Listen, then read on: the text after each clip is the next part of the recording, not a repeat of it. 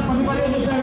మరి 13, 14, 15 అందరూ కలిసి ఇక్కడికి వచ్చినారు. అందరం తెలుగుదేశం పార్టీ కుటుంబ సభ్యులు అందరం ఒకరికొకరు కలిసి వెళ్ళి నారాయణ సార్ మీకోసమే వచ్చారు, మీ ఆశీస్సుల కోసం వచ్చారు. దయచేసి నారాయణ సార్కి ఎంపీ అభ్యర్థిగా వేమిరెడ్డి ప్రభాకర్ రెడ్డి గారికి ఓటేసి వినిపించాలా. ఇంకా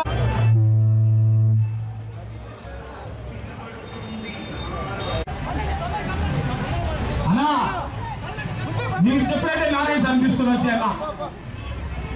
నారాయణ సార్కి ఉండాలమ్మా. దయచేసి నారాయణ సార్కి 1,00,000 ఓట్లు మెజార్టీ రావాలమ్మా. వినోద్ చెప్పు అందరికి. నారాయణ సార్ మీ ఆశీస్సుల కోసం వచ్చారు. తప్పకుండా అందరం కలిసి ఆశీర్వదించాలా.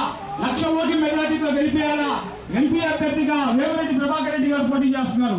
వారికి కూడా ఓట్లు వేసి మనం గెలిపించాలమ్మా. ఇద్దరిని గెలిపించుకోవాలా.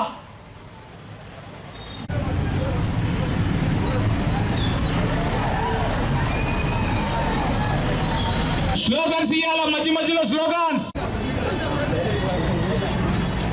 అజీజ్ అజీజ్ అజీజ్ రహీం ముందుకెళ్ళిపోండి, ముందుకెళ్ళిపోండి.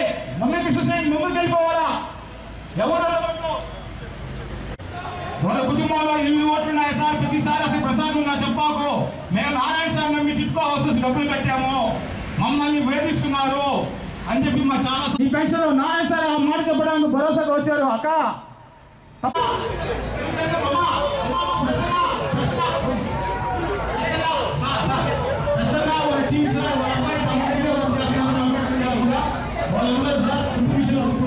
చాలా మంది సార్ రేషన్ కార్డు మీరు చేశారు